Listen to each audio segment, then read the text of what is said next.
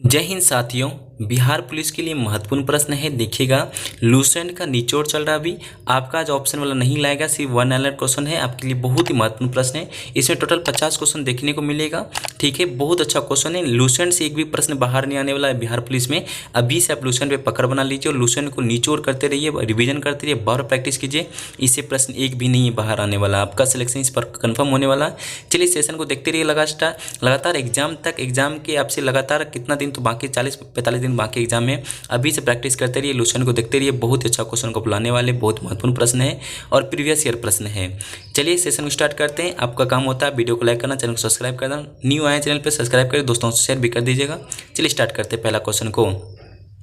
मोहम्मद गजनवी के साथ भारत आने वाला इतिहासकार कौन था, बताते चलिए। 1 नंबर का राइट आंसर क्या होता है। देखिए, क्वेश्चन पूछा जाता है कि मोहम्मद गजनवी जो है भारत आने वाला, ठीक है, इतिहासकार कौन था। इसका जो है राइट आंसर होता है अलबुरीन हो जाता है, सभी याद रखिएगा।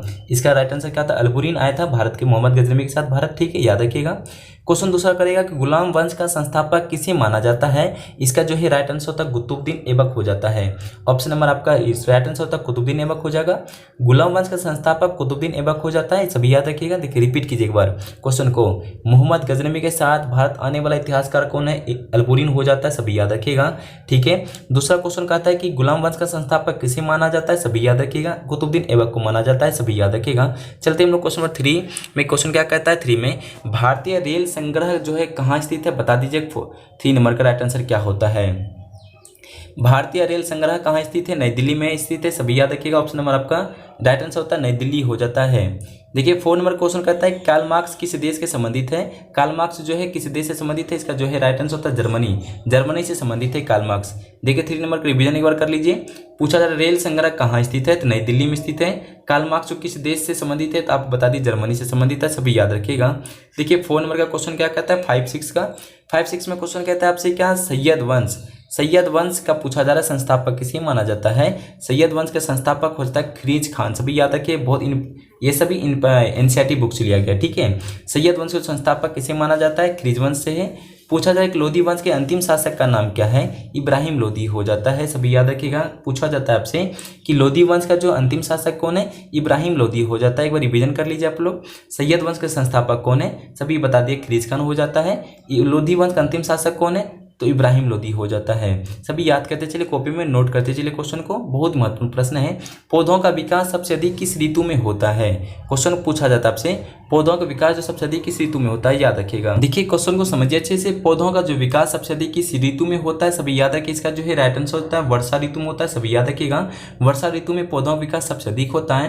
क्वेश्चन 8 में क्वेश्चन कहता है इलेक्ट्रॉन वोल्ट किसकी इकाई है। पूछा जा रहा है जो इलेक्ट्रॉन वोल्ट जो है किसकी इकाई है। इसका जो है राइट आंसर होता है विद्युत ऊर्जा का। ऑप्शन नंबर आपका राइट आंसर क्या होता है, विद्युत ऊर्जा हो जाता है 8 नंबर का।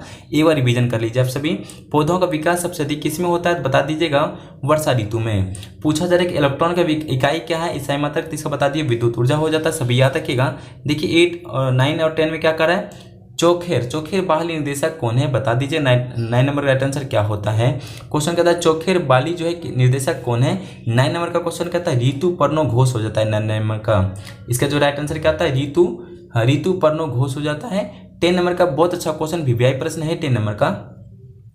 पागल बादशाह के नाम किसे जाना जाता है, सभी याद रखिएगा। इसका हो जाता है मोहम्मद बिन तुगलक हो जाता है, सभी याद रखिएगा। पागल बादशाह के नाम किन्हें जाना जाता है, इनका हो जाता है मोहम्मद बिन तुगलक हो जाता है, सभी याद रखिएगा। क्वेश्चन 10 का बहुत इंपॉर्टेंट प्रश्न था। 11 का देखिए राइट आंसर क्या होता है। फुटबॉल में कौन सी गैस भरी जाती है, सभी बता दीजिए कमेंट में। फुटबॉल में कौन सी गैस भरी जाती है, इसका जो है राइट आंसर हो जाता है हीलियम हो जाता है, सभी याद रखिएगा।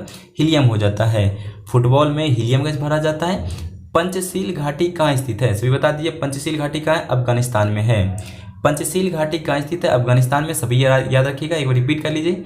फुटबॉल में कौन सी गैस भरी जाती है, हीलियम गैस। पंचशील घाटी कहाँ है, अफगानिस्तान में, सभी याद रखिएगा।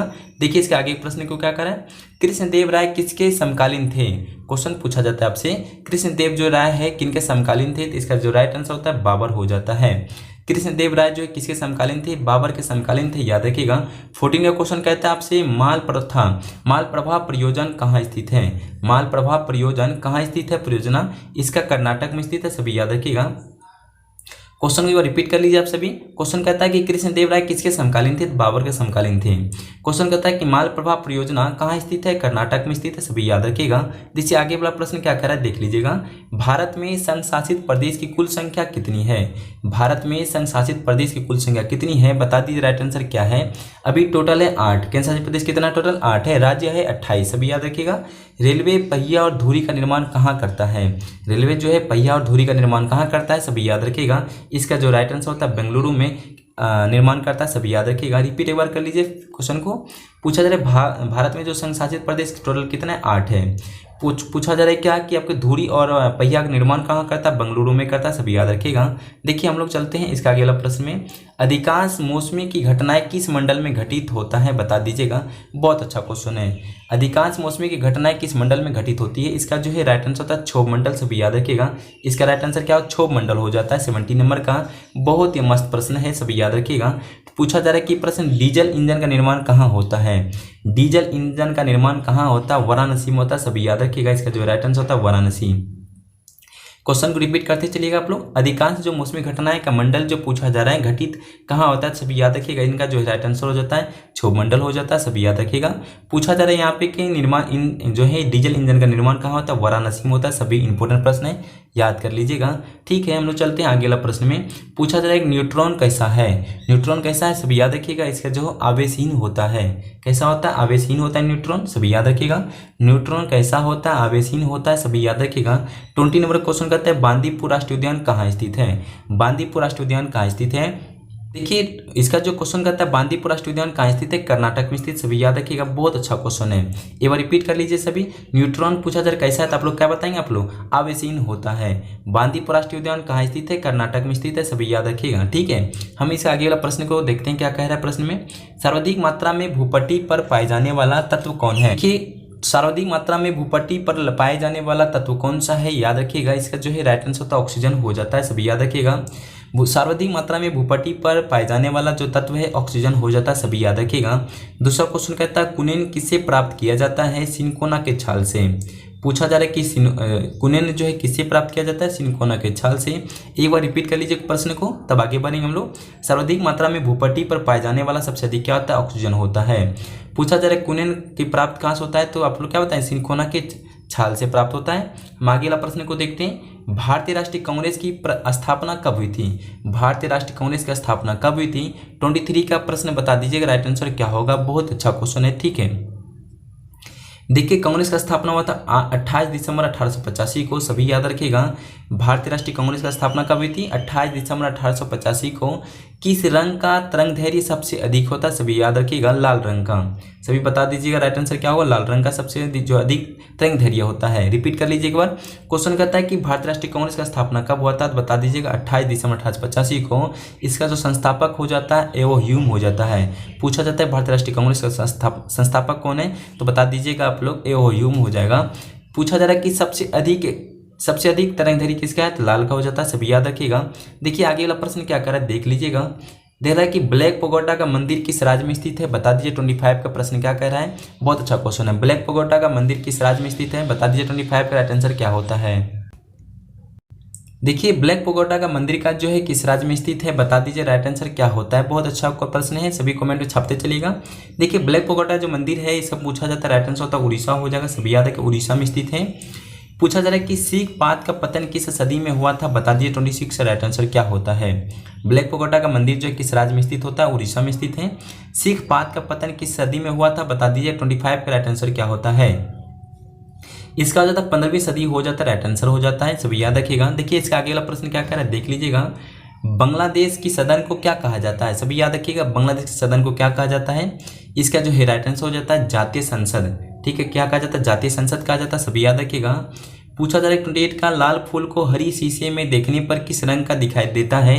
राइट आंसर हो जाता है काला हो जाएगा। क्वेश्चन को रिपीट कर लीजिए आप सभी। बांग्लादेश की संसद को क्या कहा जाता है? इसका जो है राइट आंसर हो जाता है जातीय संसद कहा जाता है। पूछा जा रहा है कि लाल फूल को हरे शीशे में दिखा जाएगा, हरी शीशा में, तो किस रंग का दिखाई देगा? लाल काला रंग का, सभी याद रखिए कैसा दिखे? काला रंग का दिखेगा। इसका जो है आगे वाला प्रश्न क्या कह रहा है? शतरंज बोर्ड में कितने वर्ग होते हैं? शतरंज बोर्ड में कितने वर्ग होते हैं, मतलब कितना खटाल होता है शतरंज बोर्ड में, सभी बता दीजिएगा। ठीक है, इसका जो हो जाता है टोटल 64 खटाल हो जाए। कितना खटाल होता है उसमें होता है वर्ग होता है 64 वर्ग के होते हैं, सब याद रखिएगा। भारतीय राष्ट्रीय कांग्रेस का स्थापना कब हुई थी? भारतीय राष्ट्रीय कांग्रेस का स्थापना कहाँ हुई थी? सॉरी, इसका आंसर जो हो जाएगा मुंबई हो जाएगा, सब याद रखिए। मुंबई में स्थापना हुआ था। जस्ट अभी बताएं, भारतीय राष्ट्रीय कांग्रेस का 28 दिसंबर 1885 को स्थापना हुआ था। संस्थापक था एओ ह्यूम। कहाँ हुआ था? मुंबई में। तीनों प्रश्न याद रखिए, बहुत अच्छा क्वेश्चन है, बहुत इंपॉर्टेंट प्रश्न होता है। इसके आगे वाला प्रश्न देखिए, राइट आंसर क्या होता है देख लीजिएगा। केनान शब्द किस खेल से संबंधित है बता दीजिएगा। केनान जो है शब्द जो है किस खेल से संबंधित है? इसका जो राइट आंसर क्या होता है बता दीजिएगा। देखिए इसका जो है राइट आंसर स्कूनर हो जाता है, ऑप्शन नंबर आपका राइट आंसर स्कूनर हो जाता है, याद रखिएगा। क्वेश्चन को पूछा जाता है 32 में कि चंद्र ग्रहण किस दिन घटित होता है बता दीजिएगा। चंद्र ग्रहण जो है किस दिन घटित होता है? पूर्णिमा का दिन, याद रखिएगा। बहुत अच्छा प्रश्न था। चंद्र ग्रहण किस दिन घटित होता है? चंद्र पूर्णिमा को, सभी याद रखिएगा। हम आगे की ओर बढ़ लेते हैं एक बार, ठीक है। बेगम अख्तर का संबंध किस क्षेत्र से? सभी बता दीजिएगा। बेगम अख्तर जो है किस संबंध जो किस क्षेत्र से बता दीजिएगा। राइट आंसर क्या था 33 का। देखिए इसका जो है राइट आंसर होता है गायन से संबंधित है, याद रखिए। बेगम अख्तर जो है गायन से संबंधित है, सभी प्रश्न को याद रखिएगा, ठीक है। क्वेश्चन कहता है कांग्रेस का नाम भारतीय राष्ट्रीय कांग्रेस किसके द्वारा रखा गया था? याद रखिएगा, कांग्रेस का जो नाम है भारतीय राष्ट्रीय कांग्रेस किसके द्वारा रखा गया था? इसका जो राइट आंसर होता है दादा भाई नौरोजी हो जाता है, सभी याद रखिएगा। एक बार रिवीजन कर लीजिए सभी। बेगम अख्तर का संबंध किस क्षेत्र से है? आप सभी याद रखिए। इसका जो है राइट आंसर हो जाता है गायन से संबंधित है, याद रखिए। किससे संबंधित है? गायन से। कांग्रेस का नाम भारतीय राष्ट्रीय कांग्रेस किसके द्वारा रखा गया था? सभी याद रखिएगा। इसका बहुत महत्वपूर्ण प्रश्न है। इसका हो जाता है दादा भाई नौरोजी हो जाता है। बहुत अच्छा क्वेश्चन था। आगे की ओर देखिए क्या क्वेश्चन है। निकोटीन का मुख्य स्रोत क्या है? निकोटीन का मुख्य स्रोत हो जाता है तंबाकू, सभी याद रखिए। तंबाकू का मुख्य स्रोत है, निकोटीन का मुख्य स्रोत होता है तंबाकू। क्वेश्चन आगे वाला क्वेश्चन कहता है 36 में किस वस्तु का भार जो चंद्रमा पर क्या होगा?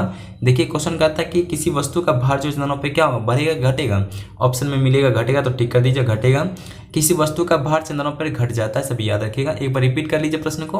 पूछा जा रहा है कि मुख्य स्रोत तंबाकू का, निकोटीन का तो हो जाता है तंबाकू, सभी याद रखिएगा। किस वस्तु पर चंद्रमा पर क्या करा? भार घट जाएगा। क्या हो जाएगा? भार घट जाता है चंद्रमा पे जाने पे। देखिए आगे वाला प्रश्न कहता है कि राज्यसभा का अध्यक्ष कौन होता है? राज्यसभा का अध्यक्ष कौन होता है? बहुत अच्छा क्वेश्चन बता दीजिएगा। आज का सेशन जो बहुत ही मजेदार प्रश्न था और सभी प्रश्न छपने वाला प्रश्न था, ठीक है।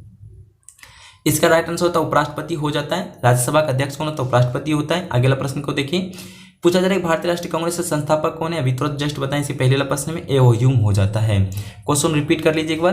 पूछा जा रहा है राज्यसभा का अध्यक्ष कौन होता है? तो बता दीजिए उपराष्ट्रपति होता है। भारतीय राष्ट्रीय कांग्रेस का संस्थापक कौन है? एओ ह्यूम हो जाता है, सभी याद रखिएगा। बहुत अच्छा क्वेश्चन था। देखिए इसका आगे प्रश्न कहता है कि अमोनिया जो है, अमोनिया गैस को बनाने में किसका प्रयोग किया जाता है? सभी याद रखिएगा।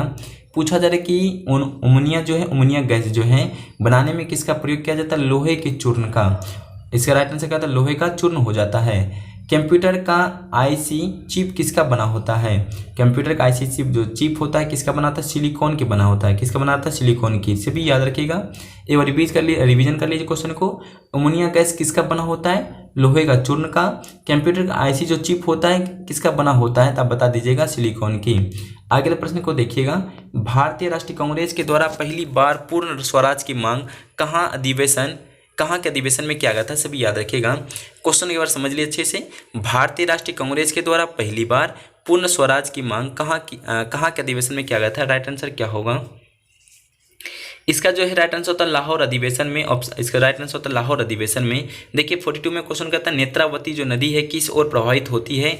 42 का राइट आंसर क्या होता है बता दीजिएगा। बहुत अच्छा क्वेश्चन है। इसका जो है राइट आंसर होता है दक्षिणी की ओर। 42 का राइट आंसर क्या होगा? दक्षिणी की ओर हो जाता है। नेत्रावती नदी जो है किस नदी पर प्रवाहित होती है? दक्षिणी की ओर प्रवाहित होती है, सभी याद रखिएगा। एक बार रिवीजन कर लीजिए प्रश्न को। भारतीय राष्ट्रीय कांग्रेस के द्वारा पहली बार पूर्ण स्वराज की मांग कहाँ के अधिवेशन में किया गया था? लाहौर के अधिवेशन में पूर्ण स्वराज की मांग किया था। नेत्रावती जो नदी होता है कहाँ के प्रवाहित होता है? सभी याद रखिएगा। इसका जो प्रवाहित होती है दक्षिणी की ओर में होता है। देखिए इसके आगे को प्रश्न को देखिए। इसके आगे प्रश्न क्या लिखा गया है। पूछा जा रहा है कि चाय का सबसे बड़ा उत्पादक राज्य कौन है? चाय का सबसे बड़ा उत्पादक राज्य कौन है बता दीजिए। 43 का राइट आंसर क्या होता है? इसका जो है राइट आंसर होता है असम हो जाता है। चाय का बड़ा उत्पादक कौन सा राज्य है? असम राज्य हो जाता है। पानी के अंदर ध्वनि को सुनने वाला यंत्र को कौन है? हाइड्रोफोन हो जाता है। हाइड्रोफोन को सुना जाता है पानी के अंदर में, ठीक है। क्वेश्चन कहता है चाय का सबसे बड़ा उत्पादक राज्य कौन है? असम हो जाता है। पानी के अंदर ध्वनि को सुनने वाले यंत्र को हाइड्रोफोन कहा जाता है। इसके अगला प्रश्न को देख लीजिए आप सभी। ऑक्सीजन एवं नाइट्रोजन दोनों मिलकर कितने प्रतिशत मात्रा में हवा मौजूद है बता दीजिएगा। ऑक्सीजन और नाइट्रोजन दोनों मिलकर कितने प्रतिशत हवा में मौजूद होता है बता दीजिएगा। राइट आंसर क्या होता है? देखिए इसका जो है राइट आंसर होता है 99% हो जाता है। बहुत अच्छा प्रश्न था, 99% हो जाता है। संगमरमर का सबसे बड़ा उत्पादक राज्य कौन सा बता दीजिएगा। संगमरमर का सबसे बड़ा उत्पादक जो है कौन सा राज्य होता है बता दीजिएगा। इसका जो है राइट आंसर होता है राजस्थान हो जाता है। सभी महत्वपूर्ण प्रश्न याद रखिएगा। 46 राजस्थान हो जाता है। देखिए इसके आगे प्रश्न है क्या? इसके आगे प्रश्न नहीं है। देखिए आप लोग से रिक्वेस्ट करते हैं, अब आगे वाला जो सेशन आने वाला है लूसेंट का बहुत महत्वपूर्ण निचोड़ आने वाला 1000 प्रश्न का। कितने प्रश्न का आने वाला है? 1000 प्रश्न आने वाला है। इसके साथ साथ स्पीडी का जो है प्रश्न भी आने वाला है। इस साथ साथ क्या होगा, स्पीडी का प्राचीन भारत आने वाला है, जो कि इसमें से 500 प्लस प्रश्न आने वाला इंपॉर्टेंट प्रश्न होता है। ठीक है, एक जो वीडियो आने वाला 3-4 वीडियो लगातार आने वाला, जो कि आपके रेलवे ग्रुप डी में पूछा गया सारा प्रश्न, उसका प्रीवियस ईयर क्वेश्चन लाने वाले। सेशन बने रहिएगा, आप सपोर्ट करते रहिएगा। सभी को जय हिंद, जय भारत।